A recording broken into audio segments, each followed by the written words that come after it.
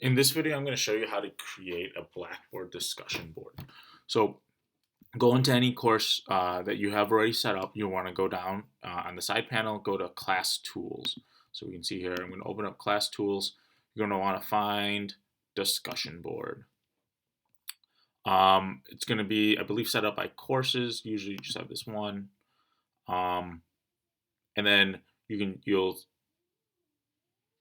it will have, right, we can see all my previous discussion boards set up here.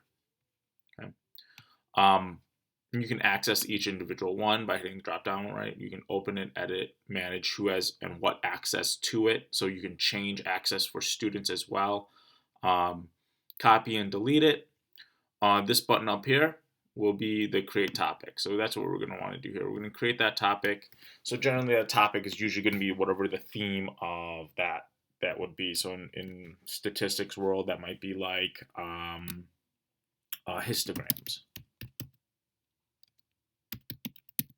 Right, and in the description, I would put whatever instructions, directions, videos, or links here, so that way students can access them when they're creating the response to this particular topic.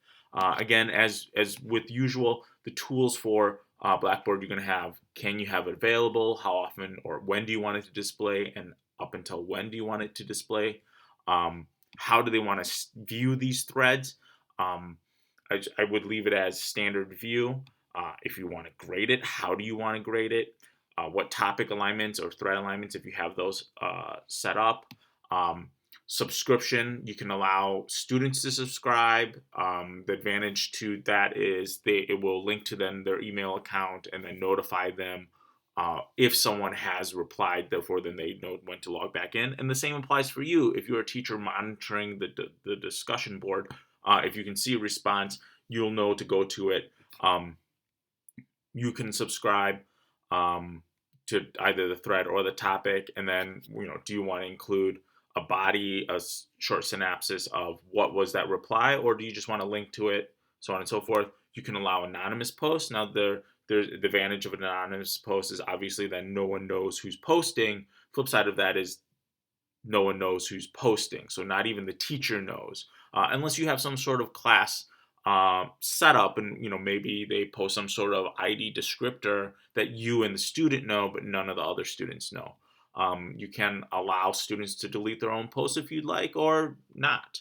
That way it's a little bit more permanent. That way you can have students, if you have issues having students with inappropriate replies or threads.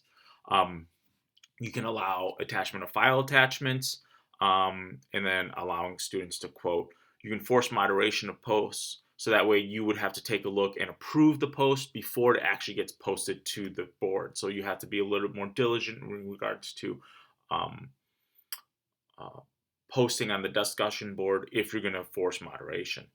And then we'd submit, and we can see this particular discussion board is ready to deploy. To deploy it, then you would go, however you have your course set up. In this particular instance, we'll go to my virtual learning board. We'll go to this last week. I have a content folder. You'll see under the tools up here, you're going to want to choose discussion board. Now, obviously here you could have also created a new topic as well, or select a topic to link to. So then you hit next, and then again, you can set up what the expectations are for this discussion board, or leave a brief description. Same thing, do you set it available? When do you display it? Up until when? So on and so forth. And then submit. And then here we can see the histograms discussion board has been created. You can click into it, and then you would see all the students' different topics appear. Okay. And then as well, you can create a thread too, and you could subscribe. So this is where you would click to subscribe to the thread so that you're notified of when changes occur.